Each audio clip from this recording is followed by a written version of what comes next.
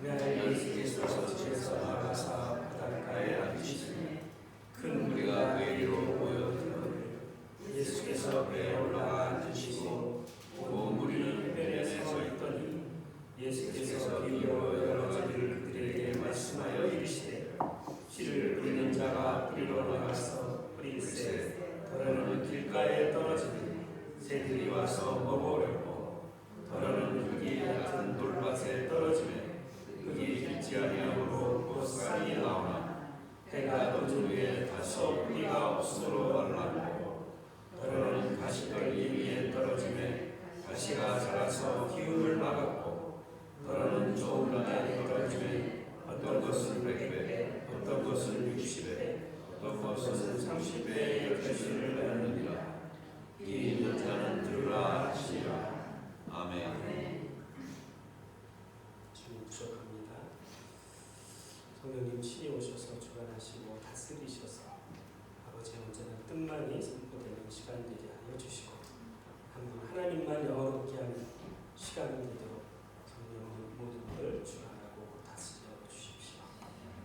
그렇게 하신 주님을 찬양하며 존귀한 예수님의 이름으로 감사하며 기도합니다. 아멘. 여러분, 이 본문 너무나 잘하시는 본문이죠. 씨를 풀었다. 씨가 어디에 떨어졌다. 근데 열매는 무궁하게죠. 근데 이 본문이 쉬운 것 같지만 결코 쉽지 않은 본문입니다. 그래서 이것을 마태복음, 마가복음, 누가복음 세 복음서에 나오고 있는데 처음에는 어떻게 이게 구성이 되냐면 씨 뿌리는 자의 비유가 먼저 나옵니다. 그 다음에 두 번째 뭐냐면 비유로 하는 것의 목적이 나와요. 왜 비유를 했는지에 대해서. 그리고 그 다음에 비유를 해서 어떻게 비유가 무엇을 얘기하는지에 대해서 설명을 해나가는 것으로 그렇게 구성이 되어 있습니다. 그래서 주님이 오늘 본문에 뭐라고 말씀하시냐면 그날 예수께서 집에서 나가사 바닷가에 앉으시고 그날에 예수께서 이제는 집에서 나가셨다고 얘기합니다. 이 본문이 결코 쉽지 않은 본문이에요. 우리가 생각하는 그 정도의 단순한 것이 아니고 유대인들에게 복음을 증거했었죠. 그랬더니 그들이 어떻게 합니까? 주님을 그 복음을 받아들이지 않죠. 주님을 거부하죠. 또 주님에 대해서 반역한 상황이 되고 그게 다릅니다. 그래서 결국에는 주님이 어디로 나가시냐면 유대인에게 복음을 전하는 것이 아니라 집에서 나가서 바닷가에 앉으시네 앉았더니 왔는데 그 사람들이 누가 왔냐면 유대인들이 오는 게 아니라 이방인들이 오는 것입니다. 그래서 이제는 이방인에게 대해서 그들에게 얘기하는데 중심은 뭐냐면 이 유대인들이 거절하는 이 시대 가운데 하나님의 나라, 하나님의 왕국이 어떻게 임할 것인지 그것에 대해서 얘기하고 있는 것입니다. 씨 뿌리는 거 그냥 단순하게 이런 정도가 아니라 이런 거절하는 이 시대 가운데 하나님의 나라가 그럼 언제 어떻게 완성이 되겠는가? 하나님 나라의 시작이 씨 뿌리는 것으로 시작이 돼서 조국안에 하나님 나라가 완성되는 것에 대해서 본문은 얘기하고 있는 것입니다. 여러분, 그래서 이것을 주님은 비유로 말씀하셨는데 왜 하나님이 주님이 왜 비유로 말씀했는지 이 땅의 일들을 사용해서 하늘의 의미를 전하는 일을 주님은 비유로 말씀하고 계십니다. 그러면서 그 본문의 말씀을 구약의 말씀을 어디를 들어서 얘기하나 봤더니 이사야서 6장 9절에서 10절의 말씀을 주님이 인용하시면서 이렇게 말씀하십니다. 그런데 여러분 먼저 알아야 될 것이 뭐냐면 이사야서 6장 9절에서 10절의 말씀이 뭐냐면 이사야가 부르심을 받죠. 그리고 입이 짖어서 입에 거룩함을 얻고 주님이 이렇게 말씀하십니다. 내가 누구를 보내며 누가 우리를 위하여 갈까? 그럴 때 이사야가 나오게 되죠. 그래서 나를 보내소서 이사야가 얘기를 하죠. 그런데 보내어졌는데 이사야가 보내어졌는데 그들의 상태가 어떠했는지 봤더니 이사야 6장은 이렇게 말씀하고 계십니다. 그들이 마음이 둔하여져서 그들의 마음이 귀가 눈이 어두워져서 결국에는 이 말씀을 듣지 못하니까 어떻게 됩니까? 믿지 못하고 구원을 얻지 못하는 그것의 예를 들어서 주님이 비유로 말씀하고 계십니다. 지금 이 땅 가운데 여러분 우리가 복음을 증거하지만 이 복음에 대해서 보지도 못하고 듣지도 못하고 깨닫지도 못하고 그렇게 믿지 못하고 구원을 얻지 못하는 사람들이 많이 있습니다. 그러면 이런 나라 이런 곳에 하나님의 나라가 임하겠냐는 거예요. 하나님의 왕국이 임하겠냐는 거예요. 그래서 그것에 대해서 그러면 그 상황이 어떤 상황인지 사단이 어떻게 역사해서 복음을 왜 못 듣게 하는지 문제는 뭐의 문제가 아니라 마음의 문제인데 그럼 이것을 어떻게 해야 되는지 복합적으로 얘기하는 게 오늘의 복음의 씨 뿌리는 비유를 얘기하고 있는 것입니다. 그러면서 주님이 왜 비유로 말씀하셨는지 봤더니 이 땅의 일에 대해서 하늘의 비밀을 얘기하려고 하니까 그들이 이해할 수 있게끔 하기 위해서 비유로 말씀하십니다. 그리고 그들이 호기심을 유발하고 또 그들이 교만하고 거역하던 그런 곳에서 어린아이와 같이 순수하고 그렇게 진리에 반응하기를 원하는 마음이 있으신 것입니다. 여러분 하나님의 나라에 대해서는 우리 그동안 많이 들어왔지요. 그렇죠?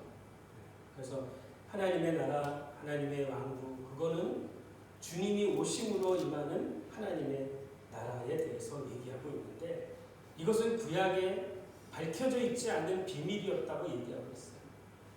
그래서 주님이 오셔서 계시에 보이신 게 하나님의 나라에 대해서 하나님의 왕국에 대해서 말씀하고 계시는 것입니다. 그러면 이 땅 가운데 하나님의 나라가 임하였습니까? 임한 곳도 있고 임하지 않은 곳도 있죠. 그래서 씨 뿌리는 것이 결국에는 지금은 씨 뿌리는 것으로 시작이 되지만 종말에 가서는 하나님의 나라가 완성된 것을 얘기하고 있습니다. 여러분, 주님이 말씀을 시작하시고 씨 뿌리는 것을 시작하시고 하나님의 나라가 임하여지고 그 다음에 종말에 하나님이 나라가 완성이 되는 것에 사단은 결코 그것을 좋아하지 않죠. 그리고 이 시대, 이런 시대 가운데 하나님의 계획과 사단이 반대하는 것들이 계속 충돌돼 나오는 것이 씨 뿌리는 비유의 중심을 이루는 것입니다. 여러분, 씨를 뿌렸는데 그것이 어떻게 반응하는지 봤더니 먼저 씨를 뿌렸을 때 씨를 빼앗는 자가 있다는 거예요. 씨가 심기기도 전에 씨가 빼앗는 자가 있다는 거예요. 그래서 세상에서는 씨와 다른 것을 비교했는데 우리는 지금 13장 앞부분만 얘기하는데 하나님 나라에 대해서 얘기하고 있는 것입니다. 그런데 세상에서 적용되는 걸 봤더니 씨와 반대되는 것들이 나오는데 가라지가 나옵니다. 씨와 반대되는 게 나오는데 겨자씨가 나오고 씨와 반대되는 게 나오는데 누룩의 비유들이 나오기 시작합니다. 그래서 씨를 뿌렸는데 씨를 빼앗아가는 파종했을 때 빼앗아가는 것이 있다고 얘기하고 있습니다. 또한 모조품과 같은 비슷하지만 진짜 생명이 아닌 가라지를 또한 보여주시고 또한 식물이 쇠약해져서 자라야 되는데 성장하지 못하게 하는 그렇게 하는 그런 다른 어떤 것이 세상에 있다고 얘기합니다. 자라긴 자랐는데 그 다음에 어떻게 해요? 결실까지는 또 못 메어지게 하는 그런 단계에 또 방해하는 어떤 요소들이 있습니다. 그래서 그걸 가라지, 겨자, 누룩 이런 것들로 비유해서 여러 가지로 얘기하고 있는데 오늘 본문은 씨를 뿌리는 거 이거 하나만 놓고 우리가 좀 보도록 하겠습니다. 여러분, 믿음이 어떻게 생깁니까? 믿음은 내가 믿어야 되지. 그거는 누구 믿음? 믿습니다. 이거는 누구 믿음? 나의 믿음. 그죠? 그런데 그 믿음이 아니라 성경이 얘기하는 믿음은 해놓은 것을 누가? 하나님의 아들 예수 그리스도가 누구를 위해서? 나와 여러분 죄인들을 위해서 해놓은 것이 있다는 거예요. 해놓은 것이. 그것이 십자가에서 한 거죠. 죽으시고 부활하시고 해놓은 거. 그것을 내게로 가져오게 하는 통로가 믿음이라고 얘기해요. 내가 하나님 믿습니다. 내 믿음 말고 주님이 날 위해서 해놓은 것을 내게 가져오게 하는 통로가 믿음인데, 그 믿음이 어떻게 들어오느냐고 봤더니 먼저는 말씀을 어떻게 해야 되냐고요? 들어야 됩니다. 말씀을 들어야지 되고, 그 다음에 들어진 것이 이 마음으로 믿어져 깨달아지게 하시는 그분의 성령의 역사로 믿어지고 깨달아지는 역사가 그 다음에 일어납니다. 믿어졌다면 그럼 그것으로 끝나는 것이 아니라 그 다음에는 자라야 되는 과정이 있습니다. 그러면 자라는 것으로 끝나냐? 아니요. 자라서 결국에 무엇에까지? 열매까지 맺어지는 것에 대해서 얘기하고 있습니다. 그래서 성경은 씨, 말씀, 이것을 뭐라고 표현되냐? 씨를 말씀이라고도 표현되고 예수 그리스도라고도 표현되고 생명이라고도 표현해서 말할 수 있습니다. 씨를 뿌리러 갔는데 여러분, 씨에는 문제가 없습니다. 씨에는 조그만데 씨에는 생명이 있고 씨에는 아무런 문제가 없어서 뿌렸는데 뿌린 밭이 4종류의 밭이 있다고 얘기하고 있습니다. 농부가 나가서 씨를 이렇게 뿌렸는데 저기 끝에, 제일 끝에 떨어진 거는 길가에 떨어진 거예요. 그 다음에 두 번째 밭은 어떤 밭이냐? 그 옆에 돌이 있는데 흙이 없어. 돌이 있는데 수분이 없어. 흙이 없으니까, 수분이 없으니까 곧 말라. 그리고 그 옆에 떨어졌는데 가시던 불 속에 떨어졌으니 흙은 있어서 자랄 수 있을지 모르지만 자랄 때마다 찔리는 것이 있어 성장해서 열매까지는 못 메어지는 그런 단계가 있고, 마지막 많은 부분이 열매가 맺어지는 그런 부분. 이사야가 얘기하고 있어요. 그러면 누가 구원을 얻겠습니까? 그랬더니 뭐래요? 구루터기가 있대. 남기운 자가 있다고 얘기하는 것입니다.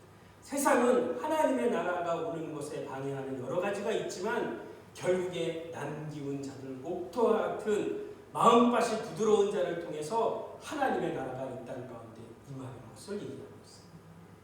오늘 첫 번째, 그래서 뭐라고 말씀하시냐? 비유로 여러 가지를 말씀하시고 이르시되 씨를 뿌리는 자가 뿌리러 나가서 뿌릴새 더러는 길가에 떨어지매 새들이 와서 먹어버렸고, 씨를 뿌렸는데 씨에는 문제가 없습니다.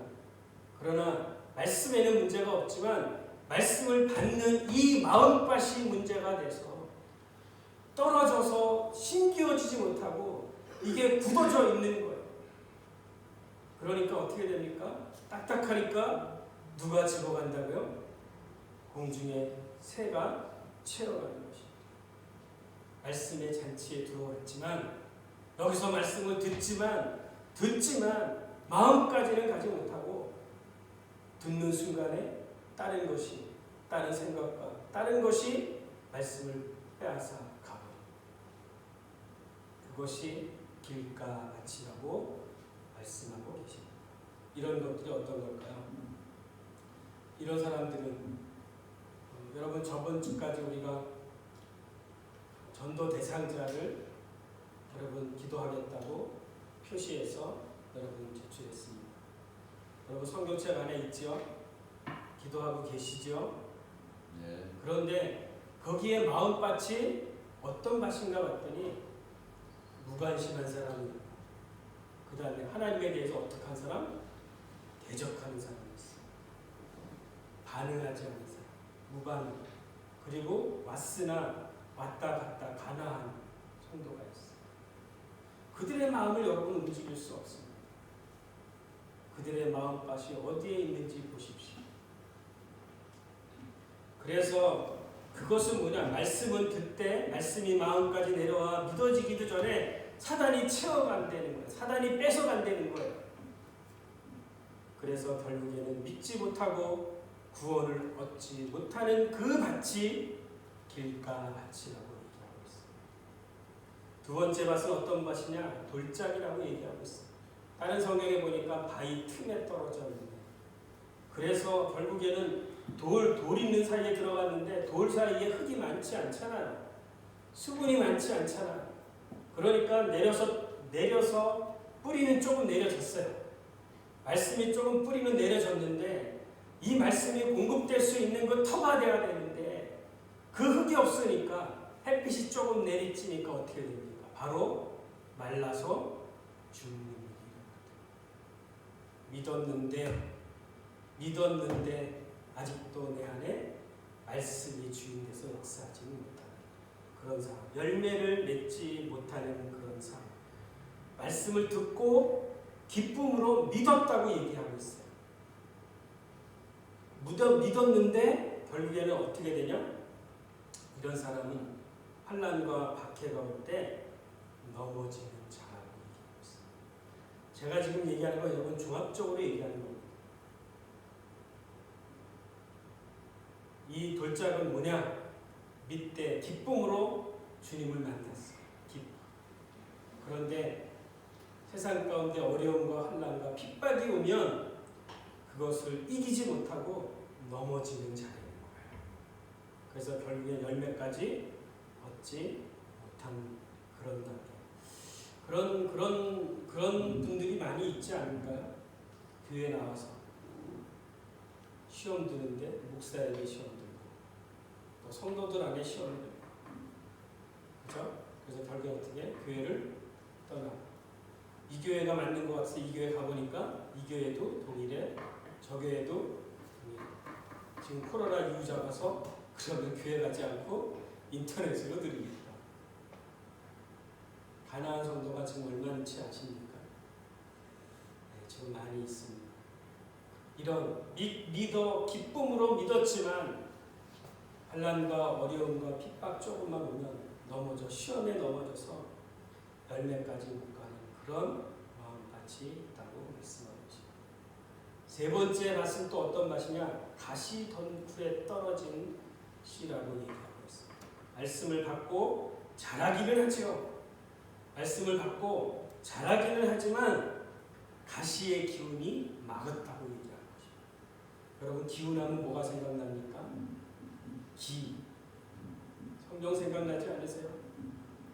말씀을 받아서 자라기는 했지만 그 성령의 도우심에 받지를 못하도록 한 것이 있는데 그것이 무엇인가 봤더니 세상의 염려, 재리의 유혹과 욕심, 쾌락 이런 것으로 인해서 자라서 열매까지는 못 메우게 기운을 막아버렸다고 얘기하는 거죠. 그것이 가시떨기에 떨어진 씨라고 얘기하는 거죠. 여러분, 교회를 나와서 믿고 신앙생활을 한다고 하지만 아직도 내 안에 세상의 염려가 있다면, 재리의 유혹과 또한 그것에 욕심에 여러분 마음이 뺏겨 있다면 아직은 열매가 맺혀지기는 어려운 것입니다. 그런데 주님 마지막 네 번째 말씀을 하시는데 그 밭은 어떤 밭이냐? 좋은 밭, 옥토라고 얘기하고 있어요.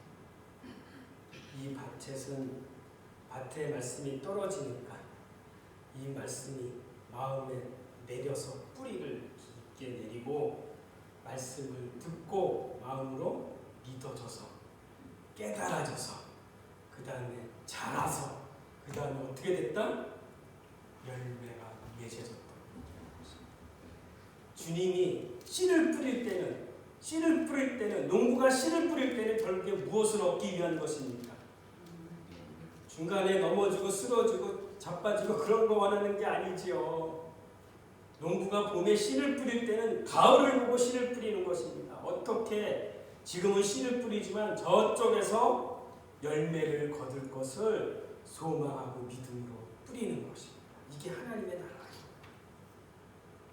가라지 여러 가지 있을 수 있지만 방해하는 요소가 있을 수 있지만 그 중에 옥토가 있어 남기운 자가 있어 이 환난을 이기고 세상의 유혹과 그 재기의 유혹과 그것을 이기는 자가 있다는 거예요. 넘어가지 환난의 핍박에 넘어가지 않는 자들이 있다는 거예요. 그래서 결국엔 그들을 통해서 열매가 맺어지는데 30배, 60배, 100배의 열매가 맺어진다고 얘기했어요. 열매 맺어졌습니다. 그럼 끝나면 되는데 왜 30배, 60배, 100배를 얘기했을까요?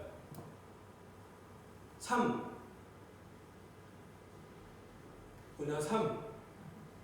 하면 생각나는 거 크게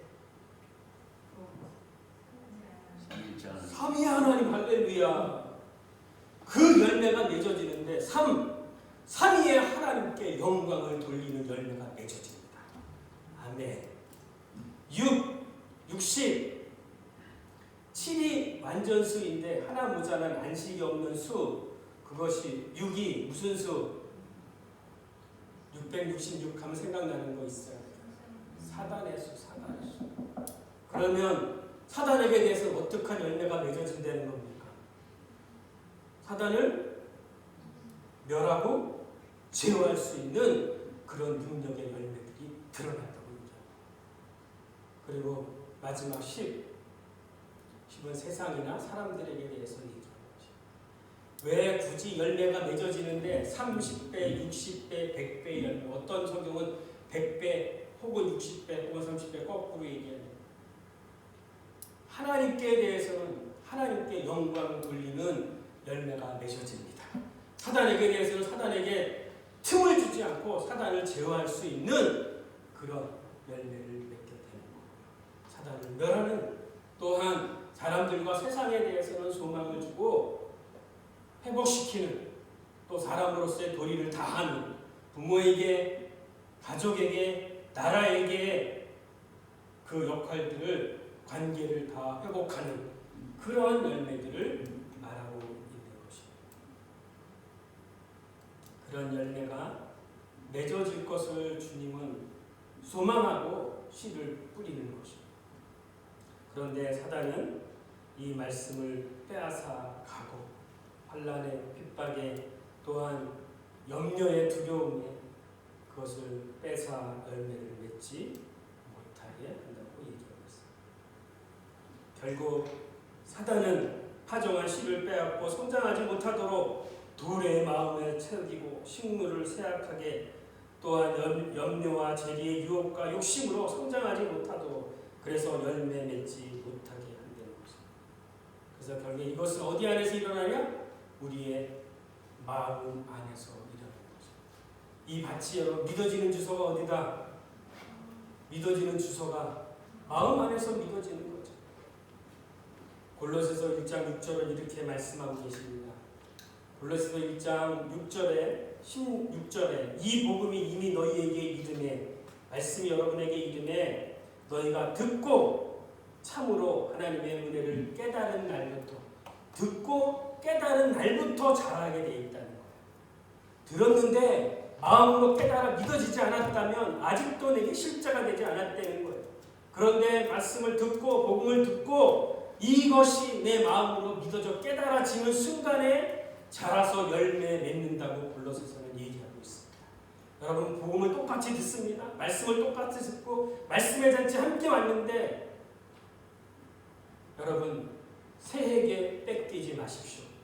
재리의 유혹에 세상의 유혹에 염려와 환난에 여러분의 마음을 뺏기지 마십시오.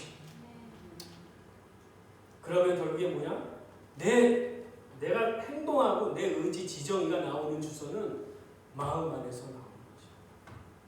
그래서 결국에는 뭐야? 우리의 마음이 문제라고 얘기하는 것입니다. 만물보다 신이 거짓되고 부패한 것이 우리의 마음이라고 얘기합니다. 여러분 그래서 결론이 뭡니까? 성경은 우리의 이 마음을 개선해서 될 수 있는 것이 아니고 이 마음이 아닌 새로운 새 마음으로 바뀌어야 되죠. 개선해서 될 수 있는 것이 아니라 새로운 마음, 새 언약을 주어야 되는 게 성경의 결론인 것입니다. 그래서 이스라엘 백성을 40년 동안 광야를 허락하신 하나님의 이유가 뭐라고 말씀하십니까? 신명기 8장 2절에서 3절을 이렇게 말씀하고 계십니다. 내 하나님 여호와께서 이 40년 동안에 내게 광야의 길을 얻게 하신 것을 기억하라. 이는 너를 낮추고 너를 시험하사 네 마음이 어떠한지. 환난과 어려움과 유혹과 넘어질 수 있는 원망과 불평이 나올 수 있는 그 요소들을 우리 환경 가운데 하나님이 허락하셨다는 거예요. 왜? 그걸 통해서 내 마음이 어떠한지를 알려고 합니다. 네 마음이 이 명령을 지키는지 아니 지키는지 알게 하겠다는 것입니다.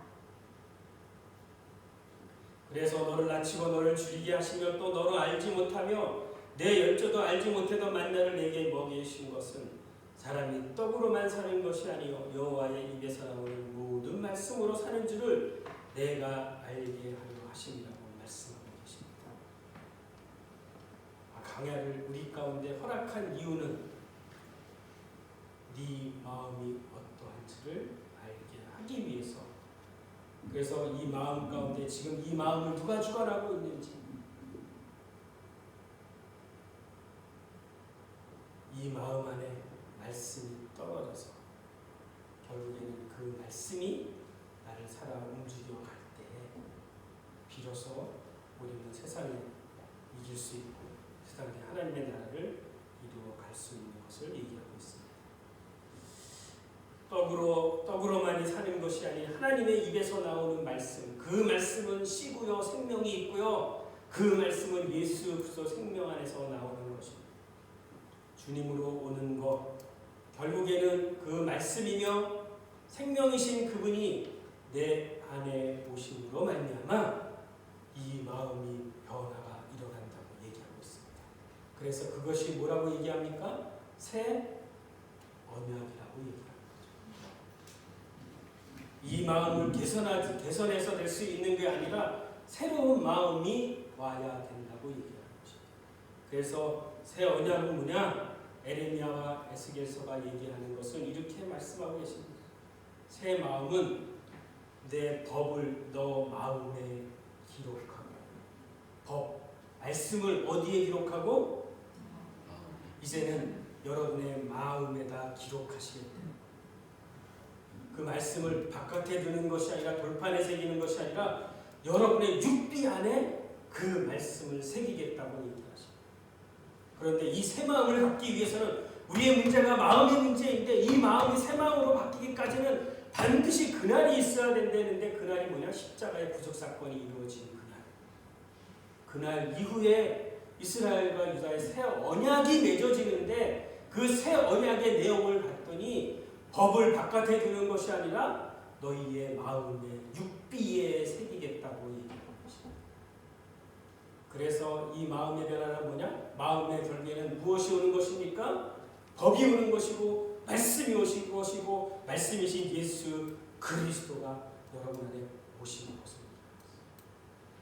그리고 또 뭐라고 말씀하시냐? 새 영을 너희 속에 두고, 새 영을 말씀이고 그 다음에 새로운 영을 여러분 속에 두겠다고 말씀하십니다. 영이 이제는 새로운 영이, 새 영이, 성령이, 다시 말하면 살려주는 영이 내 속에 오셔서 이제는 어떻게 해요? 우리의 굳어져 있던 마음을 부드러운 마음으로 바꿔 주시겠다고 말씀하고 계십니다. 말씀이 역사할 때 성령이 역사하기 가장 쉬운 그 부드러운 마음으로 우리를 변화시켜 주시겠다고 말씀하십니다.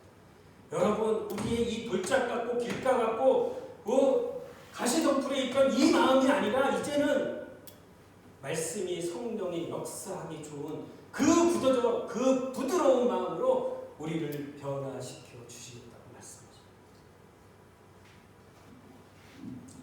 그분이 이제는 그렇게 오셔서 새 영을 내 속에 두고 내 마음을 너희 속에 두되 너희가 육신의 굳은 마음을 제하고 부드러운 마음을 줄 것이며 또 내 신을 너희 속에 두며 너희로 내 율례를 행하게 하리니 너희가 내 규례를 지켜 행할지라. 왜 성령이 내 안에 오셨냐면, 왜 말씀이 내 안에 오셨냐면 그 이유는 다른 것이 아니라고 말씀하십니다. 뭐라고? 율례를 지켜 행하게 하기 위함이라. 말씀대로의 삶을 살아갈 수 있게 내 안에 법이, 내 안에 새 영이 내 안에 오셔서 그 일을 한다는 거예요. 그러면 그분이 내 안에, 법이 내 안에, 성령이 내 안에 오시면 그분으로 살아가면 그 다음에 무엇이 열려질까요? 열매가 맺어지는 것입니다. 아멘? 아멘. 내가 해서 열매가 맺어지는 거 아니고요. 그래서 이 씨 뿌리는 부인은 뭐냐? 우리의 마음의 문제인데 이 마음은 개선해서 되는 게 아니라 성령으로, 말씀으로 내 안에 오실 때, 기록될 때 그분으로 순종해 갈 때 비로소 율법의 요구를 이루어 갈 수 있다는 거예요. 원수까지 사랑할 수 있게 된다는 거예요. 이 말씀이, 이 성령이 나를 움직여 열매 맺어 갈 때 그때 하나님께 영광 돌리는 삶을 살 수 있는 것입니다. 요한복음 그래서 15장 7절에서 8절은 뭐라고 말씀하시냐? 너희가 내 안에 거하고 내 말이 너희 안에 거하면, 이게 무슨 말인지 이제 이해하셨죠? 내 말이 너희 안에 거하면 무엇이든지 원하는 대로 구하라. 그리하면 이루리라. 너희가 열매를 많이 맺으며 내 아버지께 영광을 받을 것이다. 여러분이 열매를 많이 맺을 때에 하나님이 그것을 통해서 영광을 받으신다고 말씀하고 계십니다. 그럴 때 내 제자가 되리라고 주님이 말씀하고 계십니다. 결론입니다. 여러분, 새 언약의 백성이 되었다는 것은 내 안에 말씀, 내 안에 성령님이 내주하시면서 그분의 인도함을 따라 순종해 갈 때 내 안에 성령으로 나오는, 그분의 것으로 오는 그것이 나올 때 열매가 맺어진다고 말씀하십니다. 하나님에 대해서는 영광을 돌릴 것이고, 사단에 대해서는 사단을 제하는 그런 열매와 능력이 나타날 것이고, 세상에 대해서는 관계 회복되지 않은 자들에게 우리가 회복케 하는 자로 서갈 것을 얘기하고 있습니다. 또한 갈라디아서는 뭐라고 말씀하고 계시냐면 성령의 열매가 맺어질 것이라고 얘기하고 있습니다. 성령이 내 안에 오시면, 말씀이 내 안에 오심으로 새 언약 백성이 됨으로 말미암아 사랑과 희락과 화평과 오래 참음, 자비, 양선, 충성, 온유, 절제, 이 같은 것을 금지할 법이 없을 것이다. 또한 베드로는 또 뭐라고 얘기하는지 아십니까? 세상에서 썩어질 것을 피하여 신령한 신성한 성품에 참여하는 자가 될 거라고 얘기하고 있어요. 성령이 내 안에 오시면, 새 언약이 백성이 되시면 그 다음에 신의 성품에 참여하는 자가 될 것이라고 말씀합니다. 여러분, 신의 성품이 어떤 것입니까? 여러분의 성품이 아니라, 여러분의 인격이 아니라 내 안에 계신 주님의 성품이 나오는데, 베드로전서는 이렇게 베드로서 1장에서는 이렇게 말씀하고 계십니다. 그러므로 너희가 더욱 힘써 너의 믿음의 덕의 지식을, 지식의 절제의 인내를, 인내의 경건의 형제 우애의 사랑을 더하라. 이런 것이 너희에게 있어 흡족한 줄 너희도 우리 주 예수 그리스도를 알기에 게으르지 않고 열매 없는 자가 되지 않게 하려니와. 열매 없는 자 되지 않기 위해서 베드로서가 이렇게 말하고 있습니다. 여러분 새 언약의 백성이 되셨습니까? 아멘. 아멘. 마음이 개선된 게 아니라 마음이 바뀌셨습니까? 아멘. 이제는 길가, 돌짝, 가시밭에 떨어진 그 씨가 아니고 이 밭이 옥토가 되었다고 얘기하는 거예요. 굳어진 마음이 아니라 부드러운 마음으로 지금 변화되어졌습니까? 아멘. 그러면 이제는 열매만이 나오는 것입니다. 네? 그래서 이제는 말씀과 성령을 쫓아서 순종해 갈 때 열매들이 드러나 하나님께 영광을 돌리게 될 것입니다. 여러분, 전도 대상자들을 여러분 움직일 수 있습니까? 하나님을 무시하고 하나님을 대적하고 관심이 없는 그들에게 여러분 그들의 마음을 움직일 수 있습니까? 되든가요? 안 되지요? 에? 그런데 할 수 있는 분이 있습니까? 없습니까? 있습니다. 있습니다. 그러니까 우리는 뭐 합니까? 기도합니다. 기도. 아멘. 전도 대상자를 움직일 수 있는 것은 우리로서는 불가합니다. 무관심하고 하나님을 대적하고 하나님을 우리를 실족하게 하고 또한 실족한 것으로 인해 떠나갔던 우리가 그들을 움직일 수 없습니다. 그러나 우리는 할 수 없지만 성령 하나님은 하실 수 있습니다. 그러므로 우리는 기도할 뿐입니다. 아멘. 우리가 기도할 때 그들의 마음을 성령이 움직여 주실 것입니다. 그래서 언젠가 반드시 주께 나올 것입니다. 아멘. 어떤 분은 50년 걸렸대요. 죽는 순간에 그 마음이 변해서 예수를 믿었다고 얘기합니다. 반드시 여러분 변합니다. 믿으십니까? 여러분 하나님 대적하는 사람 있습니까?